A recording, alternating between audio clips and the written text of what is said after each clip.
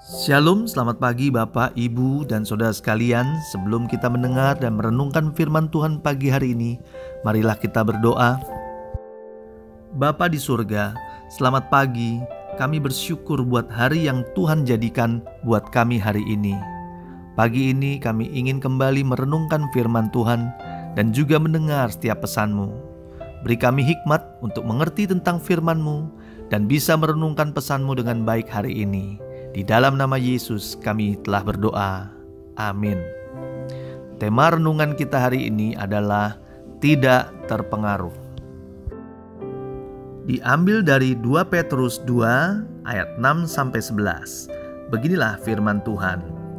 Dan jikalau Allah membinasakan kota Sodom dan Gomora dengan api, dan dengan demikian memusnahkannya dan menjadikannya suatu peringatan untuk mereka yang hidup fasik di masa-masa kemudian, tetapi ia menyelamatkan Lot, orang yang benar, yang terus-menerus menderita oleh cara hidup orang-orang yang tidak mengenal hukuman dan yang hanya mengikuti hawa nafsu mereka saja.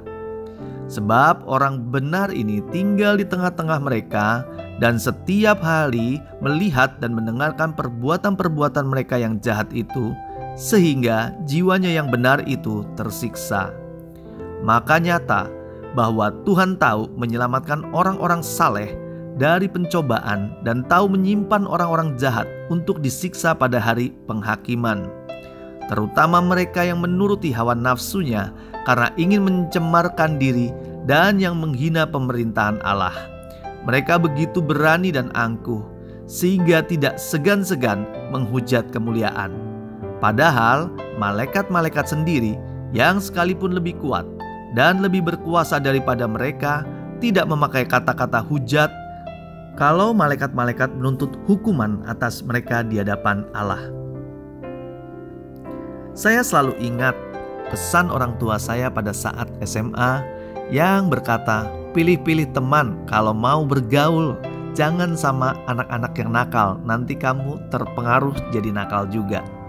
Sayangnya kata-kata itu tidak saya pedulikan. Saya mulai bergaul dengan banyak teman-teman yang baru dan mulai terpengaruh dengan pergaulan mereka.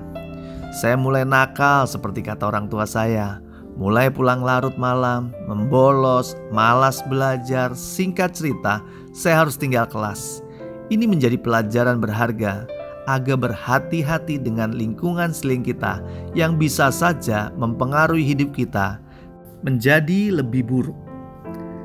Hari ini kita akan merenungkan bagaimana menjadi orang benar yang tidak terpengaruh di tengah-tengah lingkungan yang tidak benar. Lot salah satunya yang menjadi contoh orang benar yang hidup di lingkungan yang kurang baik, tetapi dia tidak terpengaruh untuk mengikuti kebanyakan orang di sekelilingnya. Bahkan dikatakan firman Tuhan, sebab orang benar ini tinggal di tengah-tengah mereka dan setiap hari melihat dan mendengar perbuatan-perbuatan mereka yang jahat itu, sehingga jiwanya yang benar itu tersiksa. Di sini kita tahu bahwa hati Lot tersiksa. Dan puji Tuhan, dari cerita Lot di atas, Tuhanlah yang mengambil inisiatif untuk melepaskan Lot, bahwa Tuhan tahu menyelamatkan orang-orang saleh dari pencobaan. Jemaat yang dikasihi Tuhan, mari kita sadari, bukankah kita tinggal di dunia yang orang-orangnya tidak takut akan hukuman? Kita mendengar banyak kejahatan terjadi setiap saat dan terjadi juga di sekitar kita.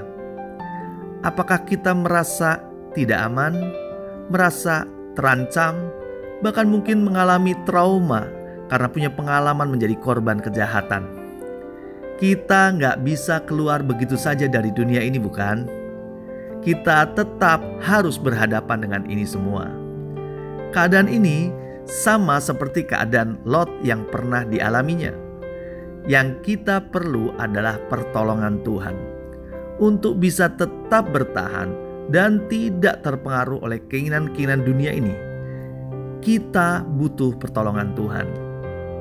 Jemaat yang dikasihi Tuhan, jadilah orang benar agar ada senantiasa pertolongan Tuhan dalam hidup kita. Jangan mudah terpengaruh oleh lingkungan sekelilingmu. Tuhan berjanji akan melepaskan kita dari pencobaan.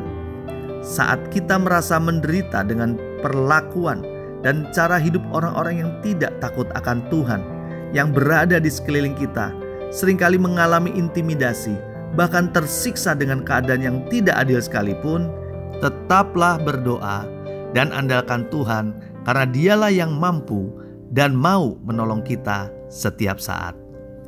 Mari kita berdoa. Tuhan Yesus, kami bersyukur untuk hari ini. Kami telah mendengar kebenaran-Mu, bahwa Engkau Allah yang sangat peduli kepada kami orang-orang benar. Engkau membela dan bahkan menyelamatkan hidup orang-orang benar. Buat kami tidak terpengaruh oleh orang-orang di sekeliling kami yang kompromi terhadap kebenaran. Pagi ini, ajarlah kami untuk kami bisa menjadi orang-orang benar di hadapan-Mu ya Tuhan. Beri kami kepekaan terhadap suara Tuhan, agar bisa tetap menjaga iman kami di tengah-tengah pengaruh yang buruk dari dunia ini. Di dalam nama Yesus kami berdoa. Haleluya. Amin. Tuhan Yesus memberkati.